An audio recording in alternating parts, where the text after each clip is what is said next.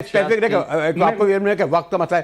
بات صرف یہ ہے کہ آپ کہتے ہیں دونوں جو شیما کرمانی کا میں اس لیے کہہ رہا ہوں بار بار نہیں لینا چاہتا, بڑا اچھا کرا معطل کرا کہ جو پولیس کا سلوک, آپ بھی پولیٹیکل ورک کر رہے ہیں, آپ نے بھی دیکھا ہے, میں نے بھی اس سے گزرا ہوں, یا جو ایکٹیوسٹ ہوتے ہیں ان کے ساتھ کس طریقے سے لاتی ہے, تو اس طرح تو نہیں لایا جاتا. اس کا مطلب ہے کہ اوپر والے میں نے یاد رکھا کوئی نہ کوئی سرپرستی کے بغیر اس طرح کسی کو نہیں لایا جاتا جس پر اتنے سنگین الزامات ہوں. پھر اس خاتون نے جو شور مچایا ہے اور اس نے کہا کہ مجھے تو کئی ہفتے پہلے پکڑا گیا تھا, وہ نام بھی لے رہی ہے اور کارروائی عدالت کے بجائے شاید جیل میں منتقل کر دی گئی ہے. تو اس لیے اس میں مجھے یقیناً ہے, میں وزیر اعلیٰ صاحب اور چیف سیکریٹری صاحب سے حکومت سنسیئر بھی ہوگی, لیکن ایک سے کئی بار ایسے واقعات ہوئے ہیں, لیکن جب تک میڈیا زندہ رہتا ہے یہ کیس رہتا ہے اس کے بعد ختم ہو جاتا ہے. سکھدیو بریلوی صاحب, میڈیا آپ کا جاگا ہے. جب ایک ہفتے بعد پنکی آئی ہے کورٹ میں, اس سے پہلے اتنا بڑا کریڈٹ سندھ حکومت کو آپ نے دیا ہی نہیں, جو اتنا بڑا انٹرنیشنل ریکٹ چل رہا ہے, جس کو پنجاب حکومت نہ پکڑ پائی, جس کو ANF نہ پکڑ پائی, جس کو اسلام آباد پولیس نہ پکڑ پائی, جس کو لاہور پولیس نے پکڑ کے چھوڑ دیا, اس کو سندھ حکومت نے پکڑا.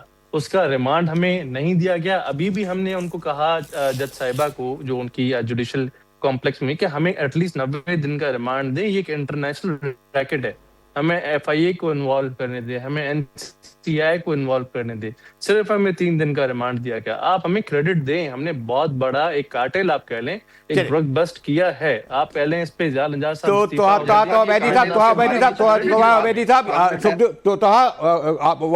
خیال سکھدیو صاحب درست کہہ رہے ہیں کہ انہوں نے اتنا بڑا نیٹ ورک پکڑا ہے, آپ کرٹیسائز انہی کو کر رہے ہیں. وہ جو پنجاب میں نیٹ ورک چلتا رہا, تعلق قصور سے تھا, وہ کہتے ہیں جی آپ ہمیں کریڈٹ نہیں دے رہے. آپ کو بتاؤں, مجاہد صاحب پیپلز پارٹی کو بڑا شوق ہے کہ اپنے اوپر کریڈٹ لے لے.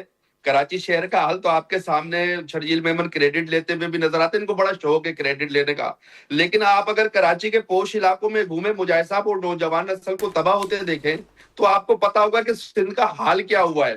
انہوں نے چند نام بتائے منشیات فروشوں کے, میں آپ کو کہتا ہوں یہ پنکی تو تیسرے کیڈر کی منشیات فروش ہے جسے گرفتار کر کے تمغہ چمکانے کی کوشش کر رہے ہیں.